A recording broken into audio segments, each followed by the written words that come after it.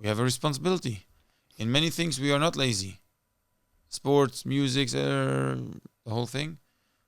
But with church, with Christ, with faith, don't be lazy. Go to church. Church has Sunday school. Church has activities for the children. And they see each other.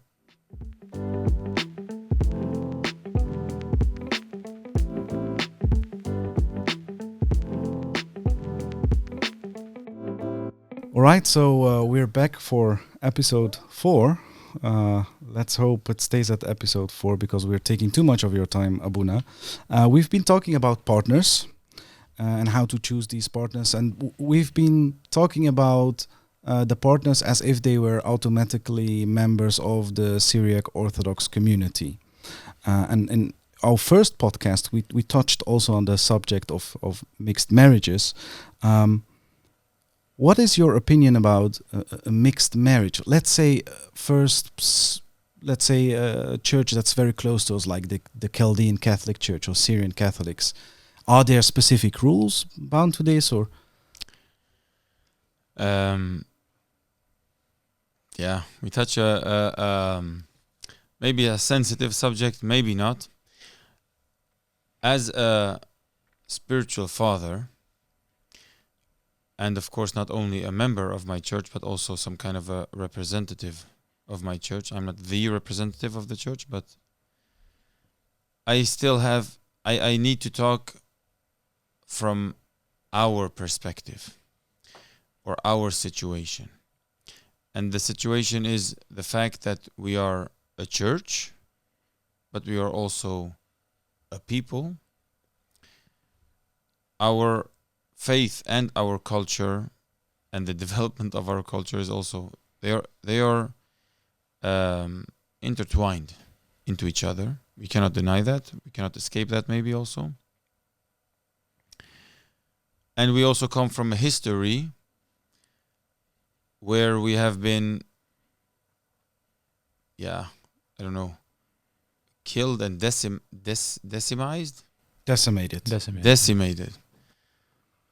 So one of the key factors of surviving was, and maybe still is in the mentality, to keep close to ourselves, to keep close to each other, to marry from each other.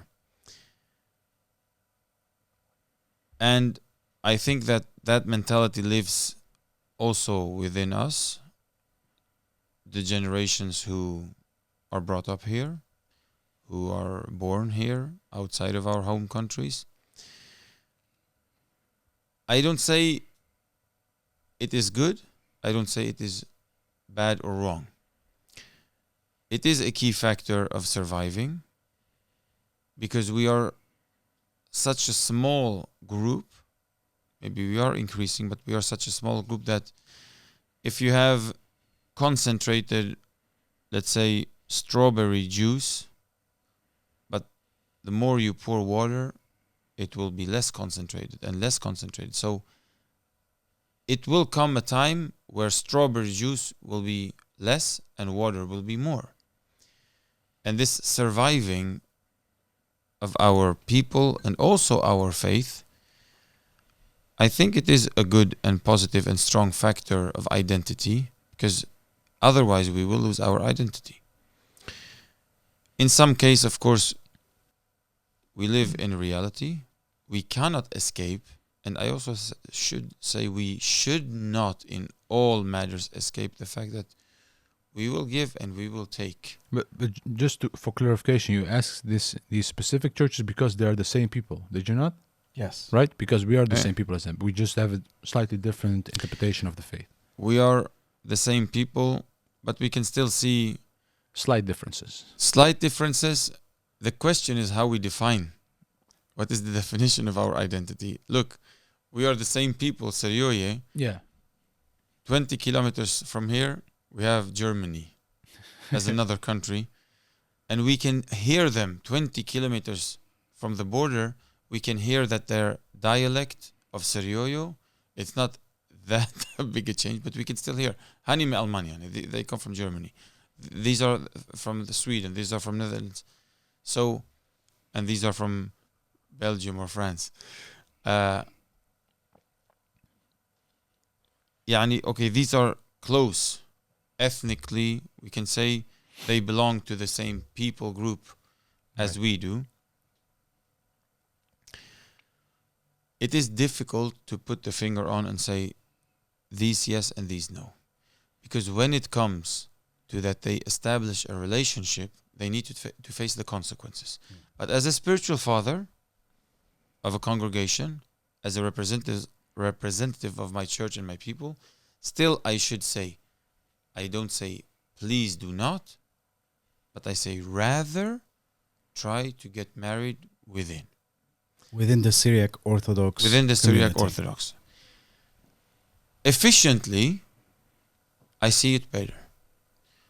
You already have the language, you have the culture, you have the food, and if you don't want the Syriac food, you can go to a restaurant. You have the package, it's already clear.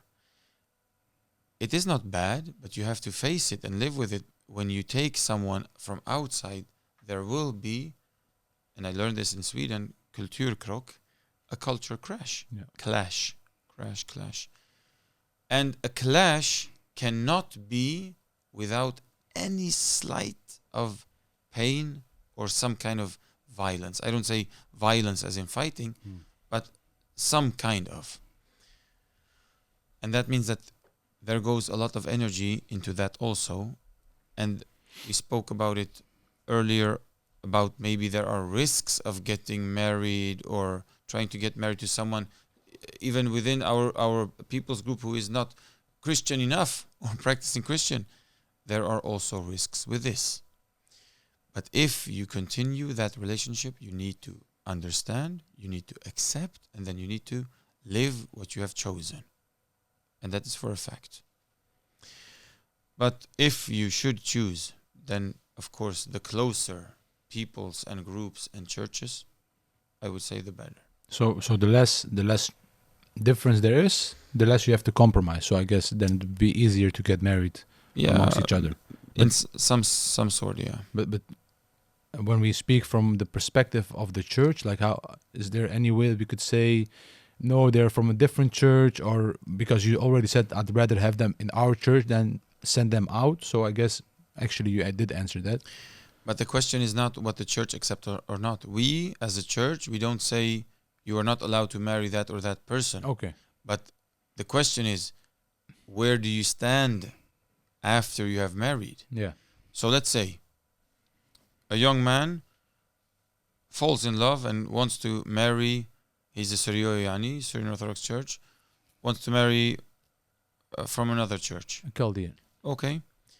Normally, the tradition is, and the non-written agreement, the wife follows the husband. For faith, for family, for church. Normally, that's the tradition, and majority does this. So she needs to follow him.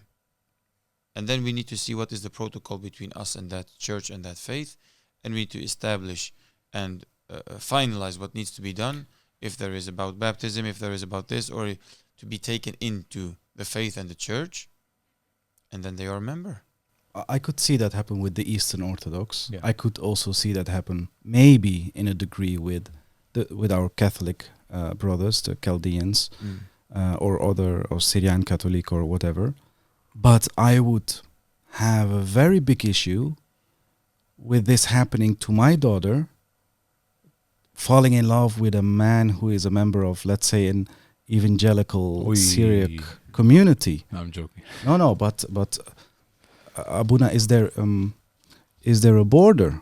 And let's maybe even go further. What if someone falls in love with non-Christian? Is a church marriage possible or not, or how should we? Yes, according to, look, we cannot say, and we cannot interfere where people have their relations or relationships. We can advise, we can guide, we can strongly try to instruct, but in the end, reality is reality. What can we say when two who are ready to get married and they are in their full legal age, and they say we still want to do it within this church. So the church accepts, and the church tries to take care also. But the church also demands that they are baptized. Of course. And then we fulfill protocol. Yeah, but if he is an atheist, for example, All right. Yeah. So it's possible as long as the partner is willing. is willing to Of course. convert to our. Of course, you cannot have a church marriage if one party does not believe, All right. Right. doesn't have faith. Okay, then good. then where is the where is the churchly ceremony or the faithful ceremony? I cannot give a holy mystery to someone who doesn't believe in it. And then the question, Abuna, for us, I think, is where is the border? What is allowed and what isn't? Let's say, for example, and we have these examples in our community. Someone from the Chaldean church, a Catholic or Syriac Catholic, wants to marry someone within our church, and they say, well, we've decided we will have the church ceremony in the Syriac Orthodox Church. We will baptize the children in the Syriac Church.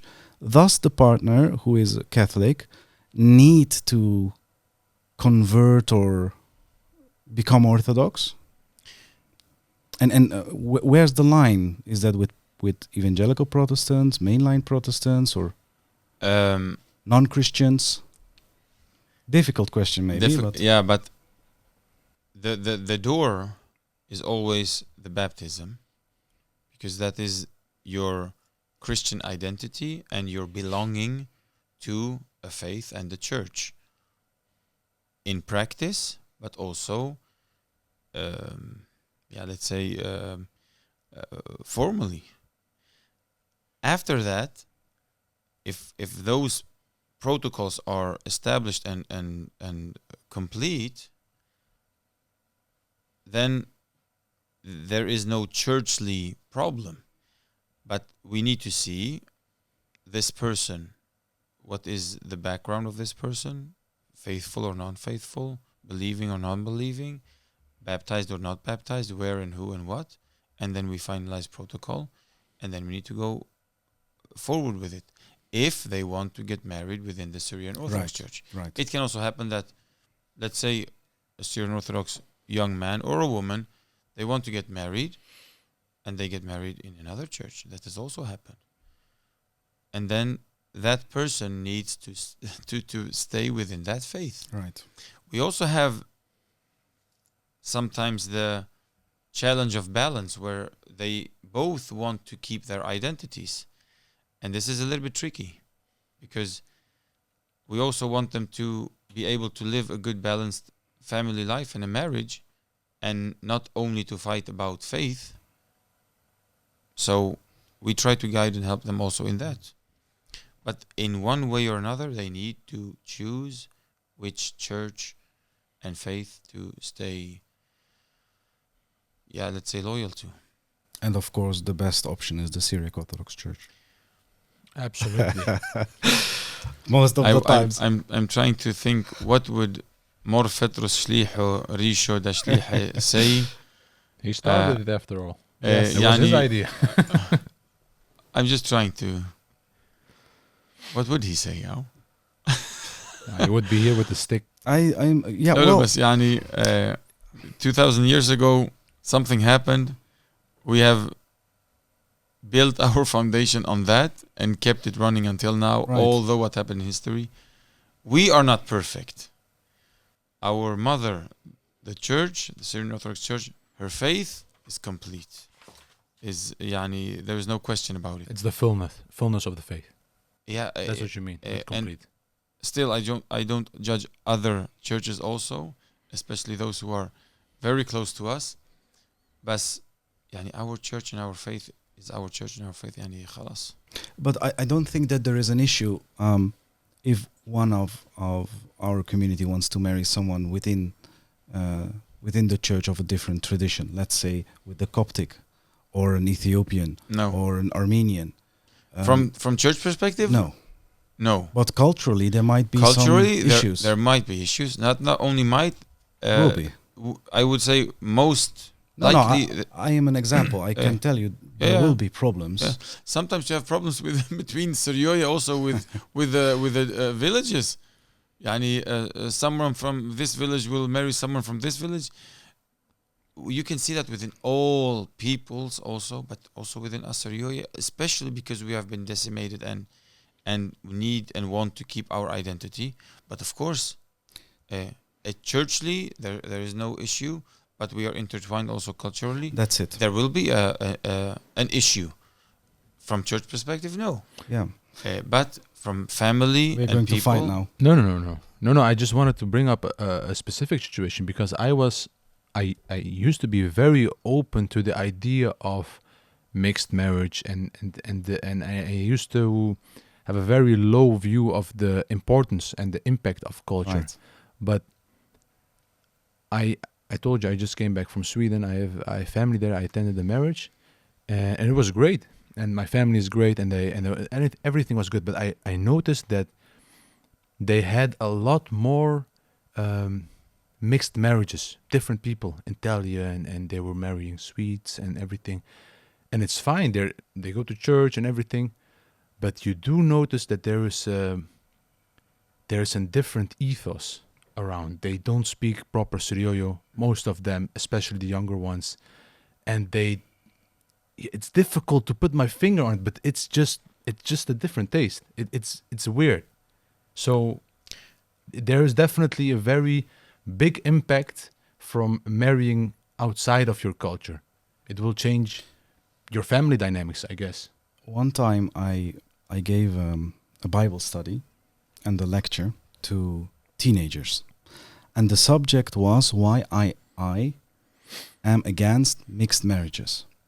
And for them, that was a shock. And we even had it on YouTube with the first episode. Some people think that we are xenophobic, we're against That's other right. ethnic groups. But that's not the case at all. When I speak about mixed marriages, that means that our religion, our Christianity, and Suryo-Yutho, Abuna, please correct me if I'm wrong, Suryo-Yutho has been intertwined with our religion so much you can't separate them from each other. So if I wrote down, of course, culture you can adapt. You can adapt a little bit to the Dutch culture, you can adapt a little bit to Syriac culture, and then the faith, there should be no compromise. The problem here is, in Syriac culture, there is no difference between cultural things and religious things.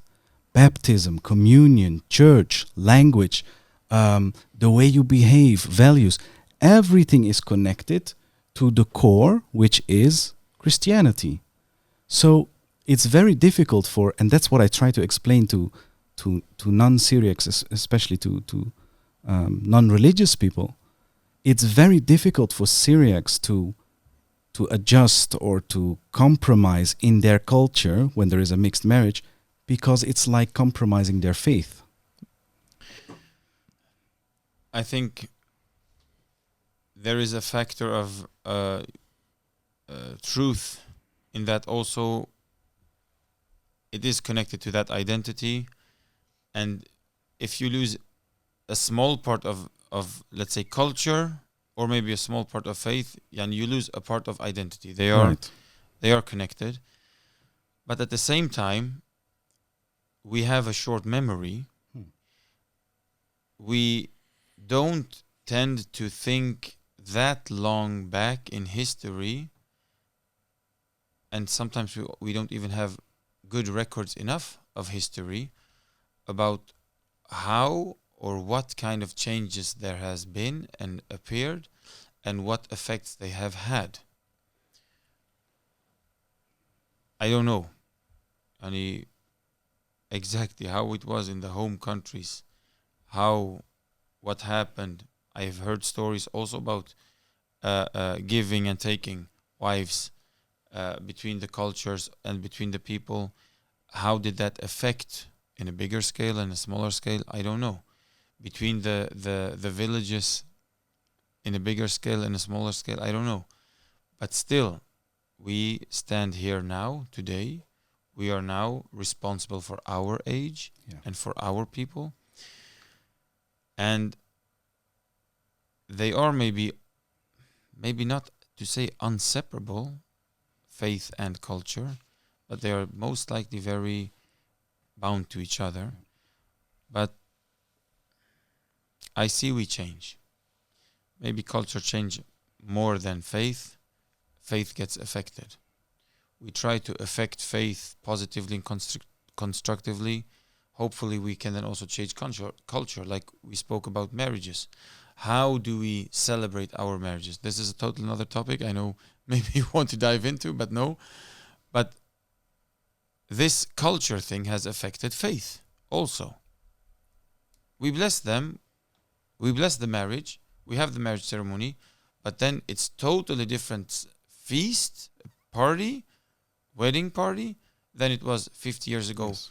Or 30 years ago here, or 50 years ago in Tor Abdin or our home countries. And now, if we do what we recently spoke about, let's raise the bar, churchly and spiritually, about the meaning of marriage, it will also affect culture, constructively and positively, hopefully. Just a question: do you think that people like, for example, Abuna Pablo are Syriac properly? Yes, But yes. they don't speak proper Syriac. Doesn't matter. Okay. So there seems to be a confusion about what it means to be Suryoyo. I think that there seems to be Somehow we maybe not always the confusion. end up having Not confusion. Confusion you can say, but I would say there is a difficulty. There is a challenge in the definition and understand, and you can see that also with other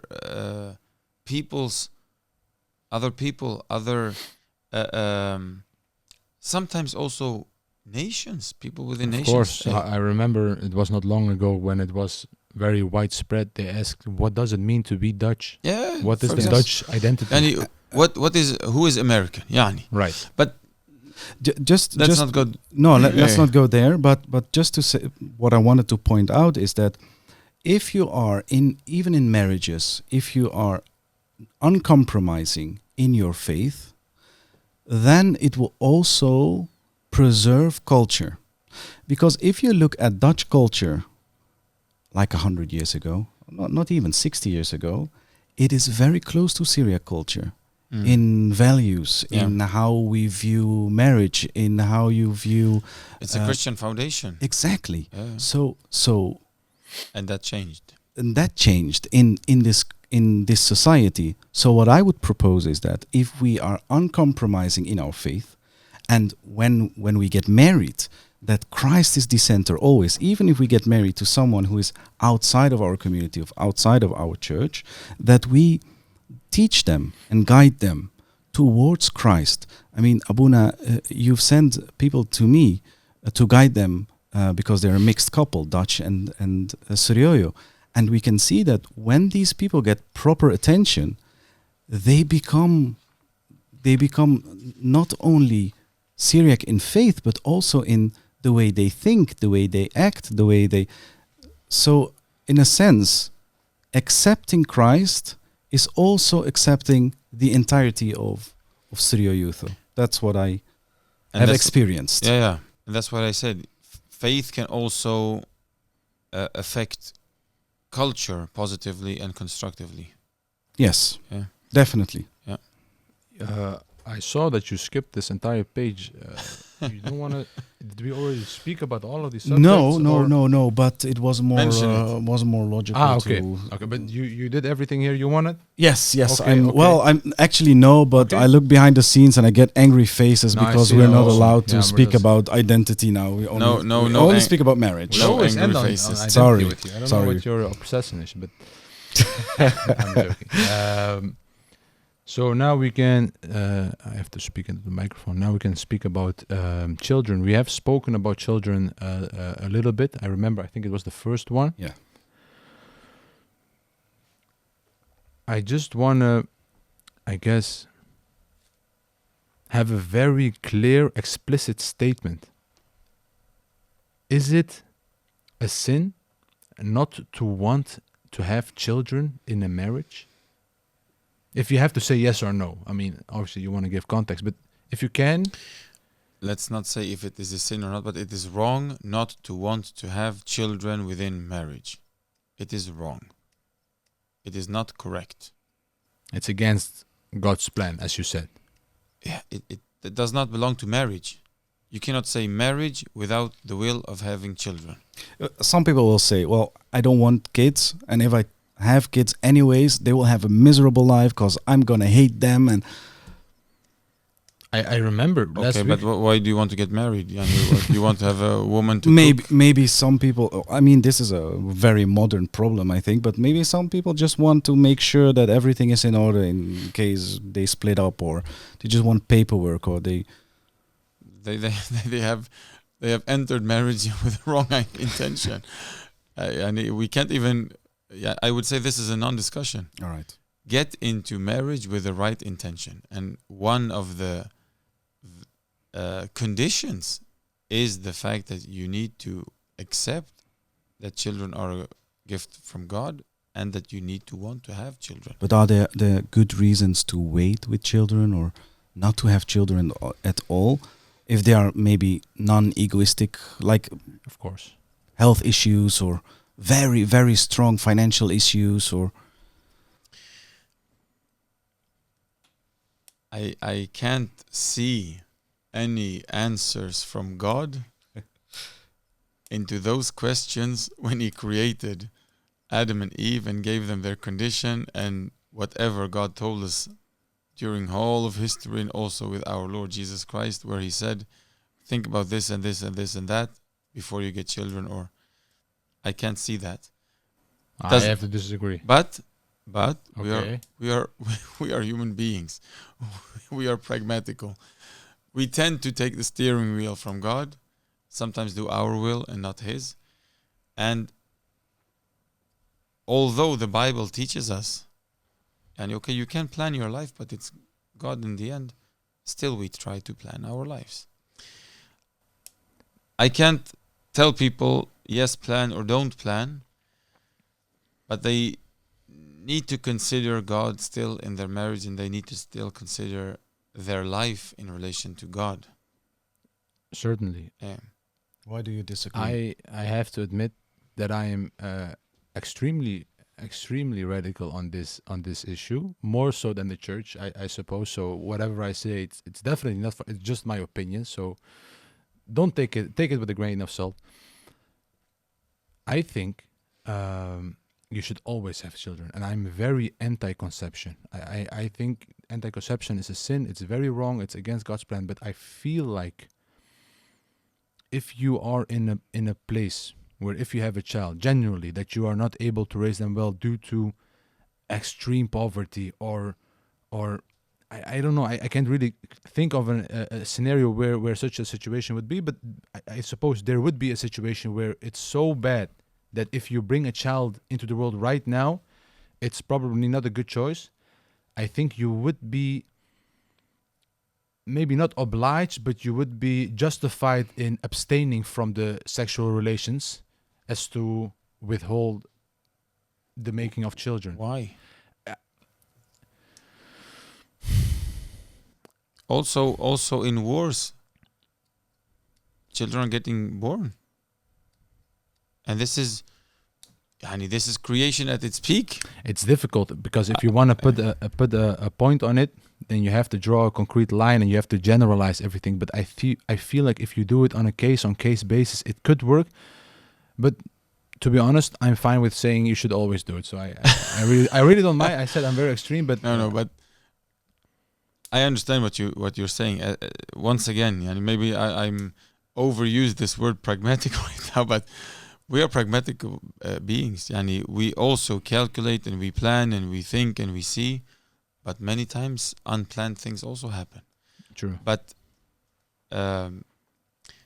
within marriage, and this is also built in God's creation, and not only within Christian marriages and within human beings, God gave the Of course. commandment. We make children. This is our product of life, product of love, product of life, fruit of life and fruit of love. Is anti-conception, is it allowed within the Orthodox Church? Normally not. Okay. Normally We will not. trust me. We will have a long talk, one podcast about this specifically because we both. Yeah, well, we're on one But line. it would be too much to speak about this right now. I feel like we only have to ask this more question, then we can start with the end. Yalla. Because I feel like Which last question? the last question from the children is, and I like this one a lot because we talked about let's say cradle Christians or Christians who are not very invested, Yeah. and obviously everybody has his own responsibility in these things, but I feel like a very big part of the responsibility is in the hands of the parents and the grandparents and the family as a whole. So the question, as it stated here, what is important when raising children when you want them to stay close to our church, faith, and tradition? So how do parents, what is it that they have to do, to look for, to teach them, to live like, all of that? I'm searching for a picture that I saved a while ago, long time ago. Also with a quote, I think it's from Mor Yohanan Fumodahbo, St. John Chrysostomos, about to raise children. He has a good book on life and marriage, I think, isn't it? He has many good things That's true. about these subjects. Yeah, when you're searching for something, you don't find it. First of all, you need to feed children love. That's the basic food. You need to feed children love. Of course, everything in the right doses, and it's not only I feed love, I give them everything or whatever. It's a very complicated mix of ingredients how to raise children, but love, you need to feed. They need to feel and acknowledge that they are loved. If they don't get the love that they need, they will have problems. I have seen it. I still see it as a priest. May God help everyone, also us, but that's a very important thing. We need to feed them love. Secondly, we need to give them Christ. Okay, Christ is love, God is love, but we need to give them Christ How? in all matters that we can. Children are like sponges. Yani give them and they will learn. Don't teach them bad stuff. Don't teach them the tricks of our enemy. Don't plant the seeds of his things. Plant the seeds of God. And normally it's very, very easy. Sometimes we think it's difficult or we complicate it. It's not. And what you have, feed them love, but children's Bible, you can find it everywhere. Now with media and social media, TV, whatever, you can feed them a lot. Go to church. Church has Sunday school. Church has activities for the children. And they see each other. And people say, we don't want to go to church, or we don't need to go to church, or whatever. These people or couples, we say they don't go to church, then let them not get married. Go to church, yo. God's house, our house. If we talk about Syrio Youth and Syrio, this is where we meet our big family. This is my children will grow up with your children. They will become brothers and sisters, maybe more than brothers and sisters between each other. And maybe they will get married between each other, with each other. And that's the responsibility of parents. Don't be afraid, don't be shy, and also don't neglect, but don't be lazy. As a parent. Yes. We have a responsibility. In many things we are not lazy. Sports, music, the whole thing. But with church, with Christ, with faith, don't be lazy. Best foundation ever. I looked through some of, now I'm still searching for that picture, but it happened that I looked through old photos and videos from when our son was born and grew up. My wife, she had I found it. I found it. Oh. I was honestly amazed. I knew that he learned, but I didn't think in that way. And he was 1.5. He was singing qole hymns, and he was how old was he? 3. But Abuna, how did you achieve that? Because my grandfather, a very God-fearing Christian man, good man, he gave me also a little bit of advice on how to raise our children in the faith. He said also to watch out not to give your child too much food, because otherwise he'll be nauseous. He will not like it. So how do you... It's a balance. Okay. You can't be extreme in Exactly. that. No, of course not. Okay, I'm a priest now. I was not a priest 5 years ago. You need to have a balance. That's why I say it's a complex mix of ingredients, and also how you do it. I also need to play with my child. Still be a parent, but also need to have fun with my child, laugh with my child, and be a parent. Not only, oh, Christ, oh, God, oh, church. No. This is also life. But still put the ingredient of the touch of God, of the Lord, in what you do. And I was candidate of becoming a priest, so I was learning. So he was 3.5. He was praying with me the prayers of the priest, and I didn't force him. He listened, he learned, and we played also. We took the Taw'uno, and I say Barik Qadish for exercise, and he says it with a melody and everything. They learn.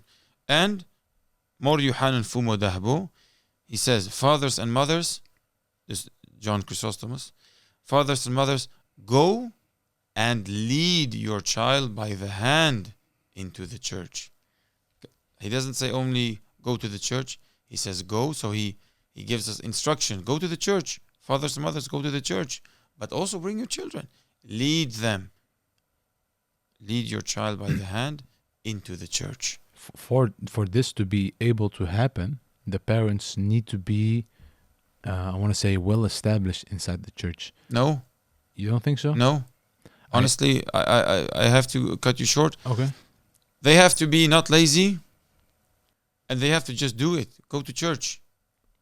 Sure. I have a few examples in my head. Sometimes people, they approach me when they get children, and they come to me with very basic Christian questions, which is fine. I mean, I'm not judging anyone, but why do we baptize children? Should we baptize them or spare?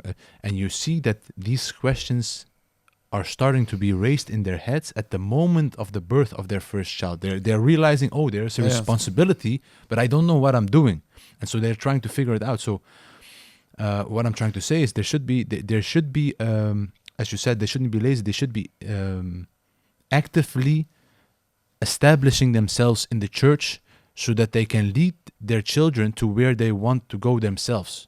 If they don't know where they're going, if they're just going to church for church, then it's... But they will still get something. Sure, they will. And even if they were able to, we didn't have Sunday school when I was brought up. I mean, honestly, my father, he didn't know this. He didn't maybe know who is John Chrysostomos. Maybe he heard his name in one of the Tudenias, Iwanis. But he did this. He was not a scholar or something. He did this. Exactly this. My father, he's not a shamosho. He always wanted to be, but he became the coach of the Christian family, or the bus driver of the Christian family. He did this. He woke us up every Sunday morning. Children, we're going to church. And they took us to church.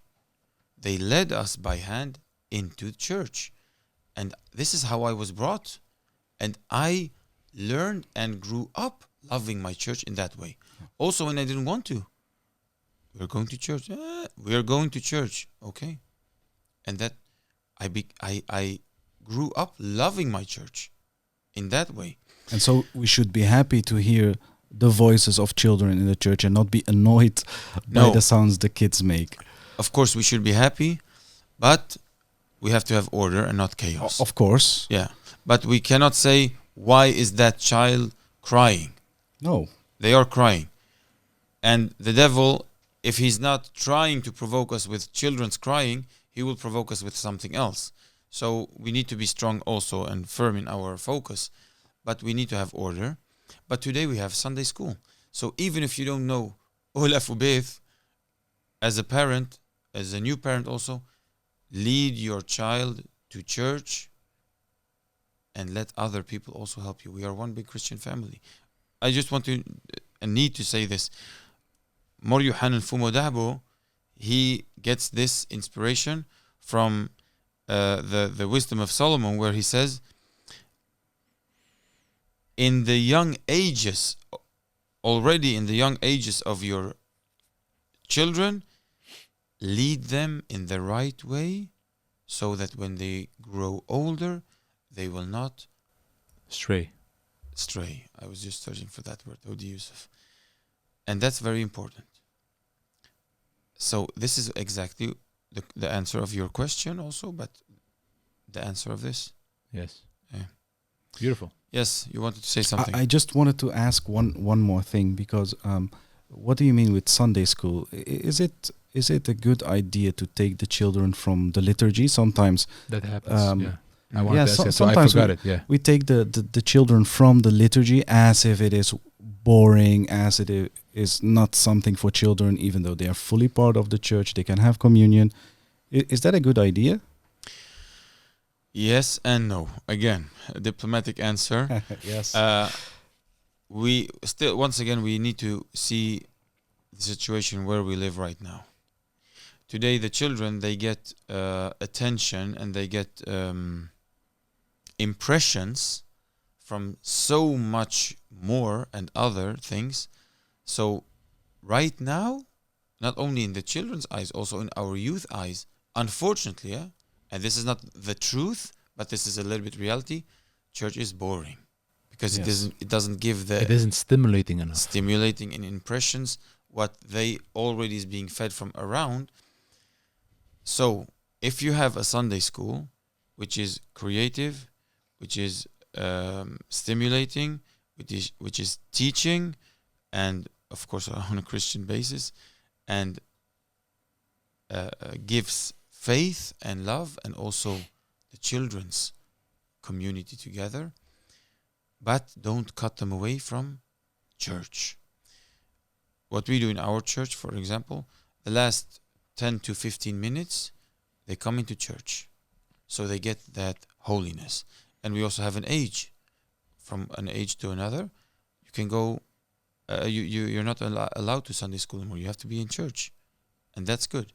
And they learn a very good foundation, honestly. Sometimes I'm jealous. I see like 20 children come into church and they have made some, how do you say? Knutselen in het Nederlands. Some artworks. Artworks, something like a cross from popsicle sticks or something like that. And I also want to do that, yeah. And like 20 children, they hold their crosses. They learn the theme of this week, and they hold their crosses and they participate, and they still get holiness. Right. But I saw something very interesting in, I think it was a German church. I think so. They built like a Sunday school classroom inside the church, made out of glass. They can hear everything, but no one can hear them. And they can have their classroom, they can participate. Honestly, I like that. I can't say if it works or not, but Oh, it works. I've seen that in Melbourne at Moriakop Church. They have this exact system. Really? Yeah, it works. in our Syriac Orthodox Yes, Church, Syriac Orthodox. they have like a glass Yes, it's room. glass. Yeah, they can see the church. Yes. Sounds like a dream. Moriakop, Bordauno in Melbourne. Okay. Now he regrets being harsh in Hungary. Yeah, what there's No. Oh, okay. We get inspiration. So now let's see what God plants in our heads and minds. Was it a good concept? Yes, talking- yes, very much so. So that's a good idea or good concept of Sunday school. Okay. By the way, I disagree with the term saying taking them out of the church, because you're not really taking them out of the church. You're trying to prepare them so that they can understand the church. If you understand the church, then the stimulations are unending. I mean, before I understood, it was very boring, but now I understand more and more. Oh, wow, this is happening. Oh, this. So if you understand the church, they're preparing the children for the church. Good. And by that note, we can go to the last and most egregious and negative one. So we have been talking about the fruits of marriage, the most beautiful fruit, which is children, and I can say now from experience that it's children. To the most negative. Yes, I don't know why we. Before we get into that, yes, something very important. We will not discuss it now, but these questions, when we are married, yes. Maybe in the future there will come another episode. Certainly. I don't want to make commercial for it right now, but I have something coming up. Yeah. When? I still don't know when, but in in Dutch I call it huwelijks APK. What is APK in English? Like a checkup. Like when you have your car checkup, annual checkup. So we need to have our marriage annual checkup also. It's very important. It's a very good idea. So when married, the questions we can just, what does a healthy marriage look like? How do you, as a man or woman, handle each other's differences in insecurities, place of Christ and the church, and other questions? I don't say they will only come in the marriage checkup, but maybe also in a future. We don't discuss them right now in this episode, but they should be definitely discussed and brought up. But we go to your final, maybe not final question. Maybe we'll turn to that one. Just it depends, I guess.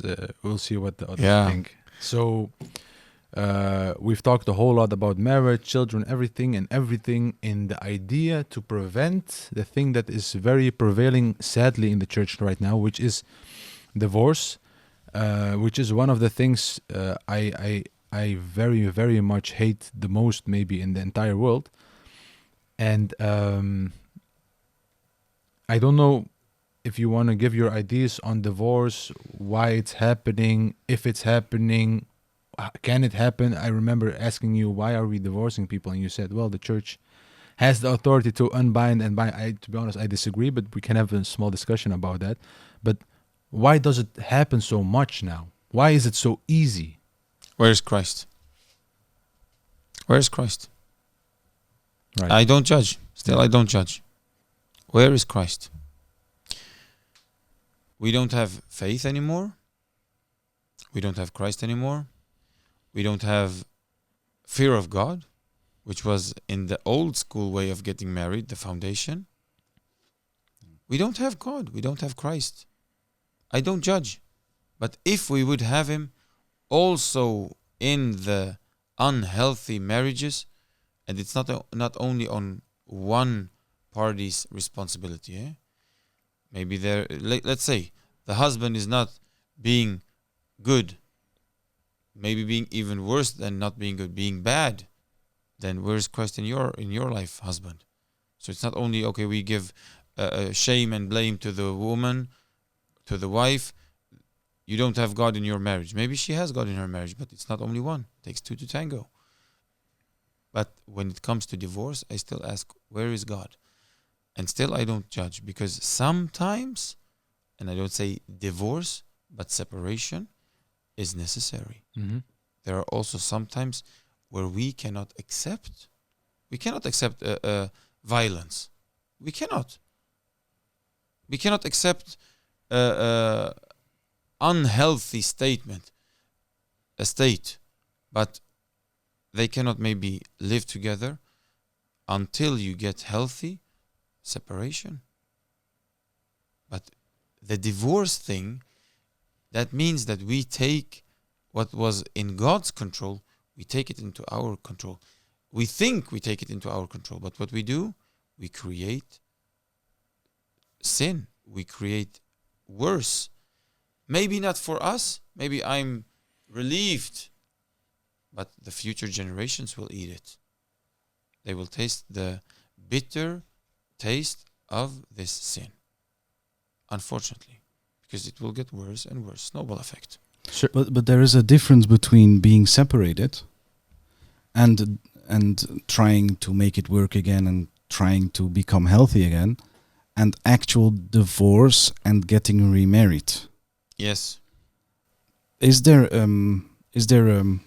a situation where we can say that being divorced or the marriage being dissolved and getting remarried, that it's permitted? Because it happens. And I think Joseph and I both agree that divorce is always, everyone agrees, divorce is always wrong. It's always something evil. But it's sometimes the lesser evil of things. Yeah, let's call it, but let's call it separation. Let's call it separation, because when we talk about divorce, we're talking about the concept that allows for remarriage. And I don't believe in that concept, really. Yeah. Right? Yeah, we The agree. concept, unfortunately, the concept exists. But your question was, are there reasons where Where it is allowed to, it is allowed? and to get remarried as well. Yes, there are reasons. I'm thinking once and twice again, because when you were saying something to each other, I had something good to say, but I forgot it. Of course. We wasted everything. Nah, it's gone for now. Of course, passing away, death of a spouse is a valid reason for remarriage. Then it's like this. The church... Wait. A valid reason for remarriage, is it encouraged to be remarried, or is it encouraged to stay single at that point? Yeah, it depends on how you are and how you feel and what state you are, Okay. but...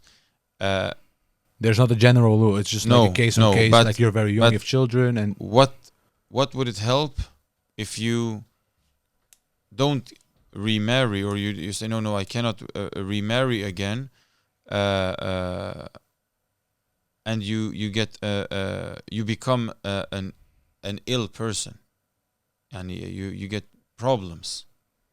Okay, you don't marry only to prevent problems, but we know that there is a...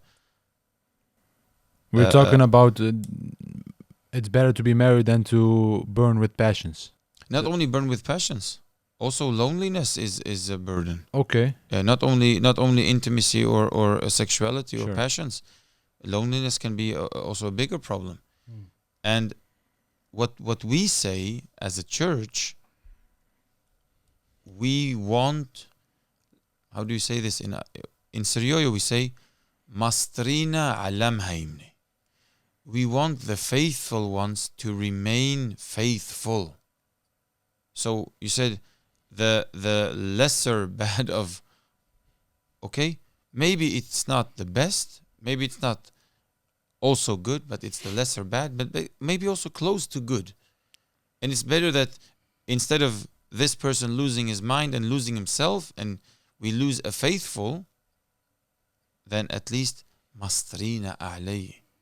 Yani, to, what did I say? Yeah, to win the faithful one. Or at least not to lose him or her. Okay, so what are some of these you're asking for specifically, other than cheating and death, reasons to get divorced, right? Well, I'm not sure if we need to get all the examples. No, not exactly, but now it's, I feel like, I remember you said, I think in the first or the second episode, you said something like people are getting problems because of the toothbrushes are not placed on the right place. And I really heard stories that you hear that they got divorced for things that are truly unimaginable. And it makes me very angry to know that the divorce was accepted by the church. Okay. First of all, we're lowering the barrier. That's it. yeah, we're lowering the barrier, but first of all, normally divorce does not exist. Look, we agree. I Yeah. told you. Normally divorce does not exist. But as I said, the church has mercy on their faithful ones to try to see a better possibility. But normally marriage, as I said also, it's a change of state where you go from unmarried to married. You can only do that once, that change of state. But then the church can bless your relationship and then call it a marriage. That's something else for a second time, let's say. But the reasons when it doesn't work out, still it depends on where do we have Christ. And where do we have Christ, especially when the storm comes? Not only when it's idara, it's okay, stormy, but when the storm comes, where do we have Christ? And when we see that people get blind and blinded with fury, with anger, with everything that is negative, so that they can't see clear enough, and then they act in that state of emotion, of state. And unfortunately, they make mistakes on top of the mistakes of marriage. But I want to say something, and this is my statement right now in this second. I would rather encourage people right now who are listening or who are hearing us or watching us to get married healthy than to think about the eventual problems of marriage or the eventual problems of divorce. I want people to get married. I want it. It's God's will. It's His mission to us, and also His gift to us. So I want people to get married, but I want them to get married healthy, as good as a state that they can. So make the best out of it, and be my guest. Be the best also in getting married. Not only the marriage, the wedding party, in marriage also. But I want to encourage people to getting married, but have Christ with you. Once again, Yani Yeshu Habran, marriage edition. If you can, cut it in. If not, I'm holding it here with the. Normally, I should have brought the frame, the icon with me. Get married good. Let's encourage the people to get married and getting married good. That is what we also need, and then we get healthy families. That is my statement. So we can say that divorce is very often, if not always, the result of not having Christ in the center as a foundation. Yeah, most certainly something like that. Yes, and also when the problem comes, not having Christ with us or in the center. Not being beginning can be, middle can be, also end can be, but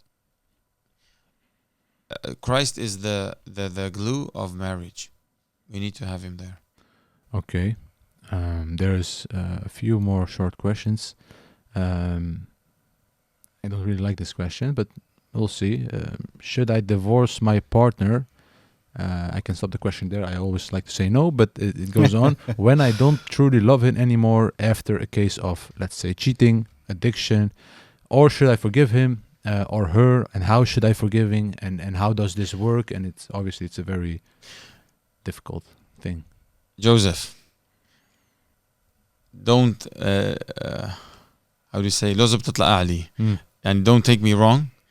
I don't want to answer this question. Okay, no problem. No, you know why? Because I want my statement to stand. Let's not focus on this. Yes. Let's focus on getting healthy marriages, and not focus on should I or should I not divorce. We should not divorce at all. But let's not go into those reasons, and prevent, please, whoever is watching and listening, married or not married, whenever you get married, do not fall into those traps of the devil. Prevent them, and try to live a healthy and good and constructive and lovingly marriage. Challenges will come, problems will come. Take Christ's hand, solve them, get through, get past, and get closer to each other, and then closer to Christ also when you do that together. In other words, this shouldn't even be on your mind. No, It No, should be. we say it also. Yeah. This is a condition. You cannot go into a marriage with this. It's a condition. Right. Have Christ in the middle in your own life. Have Christ in the middle when you're preparing for marriage. Have Christ in the middle during your marriage. Have Christ in the middle when raising your children. In short, Christ should be the center of our lives. Our identity should be Christ. How beautiful our language, how beautiful our history. Christ is the true identity of us all. I think that's We don't need a more good way. episodes of the podcast. I think that's I mean, it. Khalas, you've just concluded everything very beautifully. Thank you. I think that's a good way to end the podcast for now. Abuna, we have to say goodbye because I think more episodes than that and is a big problem. You have a very busy schedule. I want to say thank you first of all for coming. Thank you for helping us, for teaching us, for helping and raising awareness to the people. Is there anything you have that you want to say? I want to end this, let's say, session series of episodes about marriage with a prayer, if I may. Maybe before that, if you want to say something, ending, or No, we're fine. We can end with the prayer. We are done. We have asked all our questions. Okay. Abuna Tawdi Ghalabi. Taudi Morio, we always thank God, and I thank you also both, and the team, of course, behind the camera and media and everything. And let's wrap this up with putting Christ in the middle. شماب وبر وروح قاديشو حاضر وشرير آمين. Our Lord Jesus Christ, you said with your holy mouth, where 2 or 3 are gathered in my name, I am with them and among them. We thank you, Lord, that you have been with us and among us. And we hope and we pray that you stay and remain with us and among us. And that you have blessed us in our lives, but also in this service, in this time, for you and for the glory of your name. We pray, O Lord, that you may bless not only our families and our marriages and our lives, but also the ones who are watching, the ones who are hearing, and also the ones who are not. That you may give them prosperous and healthy marriages and family lives where they have you, O Lord Christ, in the middle of their lives, their homes, their households, and that you help them in their challenges, in their struggles, because you bless, Lord, but they also need to live and need to make. And we thank you for all your blessings, for all your good, and in your name we pray, Father, Son, and Holy Spirit, one true God. Amen. Amen.